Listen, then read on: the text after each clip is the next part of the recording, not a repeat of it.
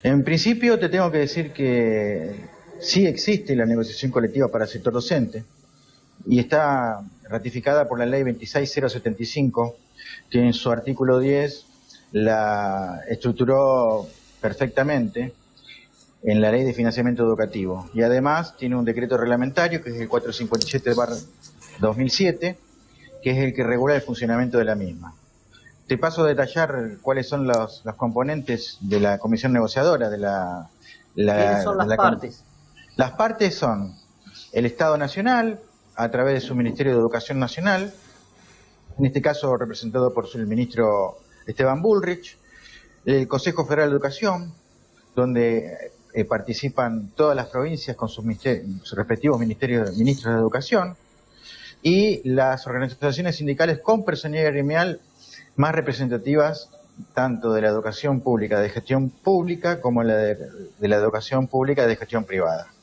Es decir, hay 5 organizaciones nacionales, entre ellas está la Unión Docente Argentina, con personalidad gremial.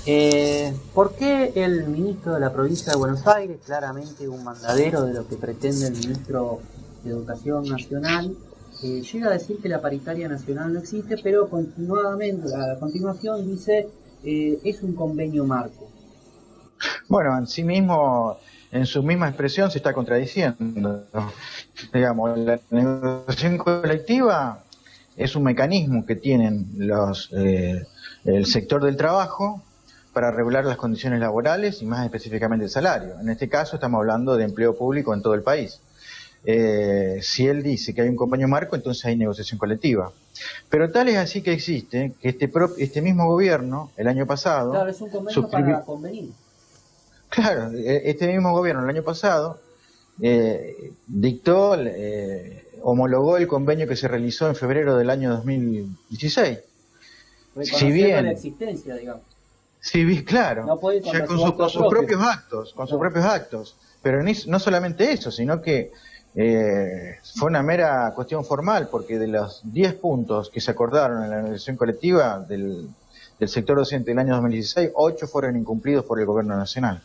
Es grave entonces esto estamos hablando ya de un incumplimiento de un acuerdo colectivo con graves consecuencias para los docentes, ¿no es cierto? Digamos, y el principal afectado es el principio de buena fe.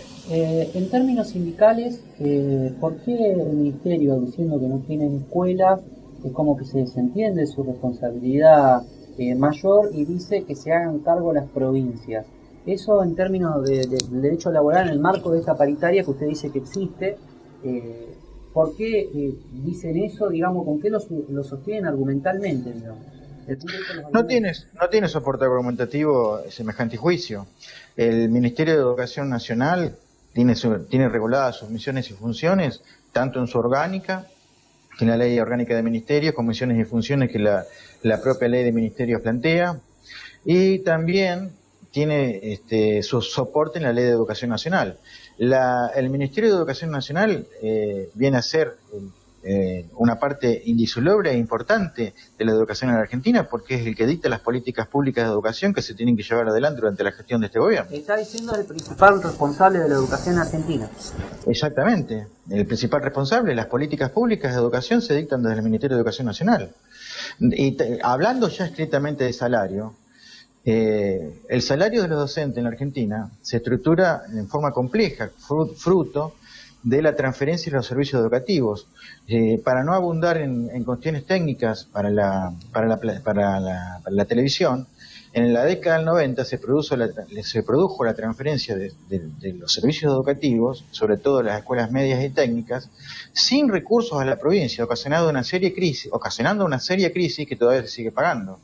Que por esa razón, digamos, se dictaron las 3 leyes importantes, que son la ley de educación técnica, la ley de educación nacional, que derogó la ley federal, y la ley de financiamiento educativo, que le dieron un marco y un soporte a todo este andamiaje educativo. Este gobierno se ve que no tener cierta unidad en ese sistema. Claro, hablando de salario, lo que hace la paritaria nacional es fijar un salario mínimo por el cual las jurisdicciones con posterioridad negocian de acuerdo a sus disponibilidades. Por eso es un convenio marco. Claro, en el caso de algunas provincias tienen salarios a la alta, quiere decir por encima de lo que se negocia a nivel nacional para el salario mínimo, pero otras provincias, entre ellas Misiones, Formosa y otras 5 más, necesitan del apoyo del Ministerio de Educación Nacional con un fondo compensador, que es el que le permite llegar con esos fondos al mínimo que se pacta en la paritaria nacional. Esto tiene que ver con el principio de igualdad, porque cuando comenzó todo este proceso que era salir de la transferencia de los servicios educativos sin recursos, había disparidad de salarios en el país, hecho que ocasionaba serias dificultades para el docente. Una afirmación que, insisto, lo dice hoy el brazo que aparece como defendiendo estas políticas, que es el ministro de la provincia de Buenos Aires, es decir que por paritaria se fijó que cualquier docente va a cobrar por encima un 20% el mínimo vital y móvil, y que eso cierra la discusión paritaria porque ya eso fija el mínimo inicial. ¿Eso fue lo que se firmó en paritaria el año pasado desde el punto de vista que no se va a negociar entonces más salario?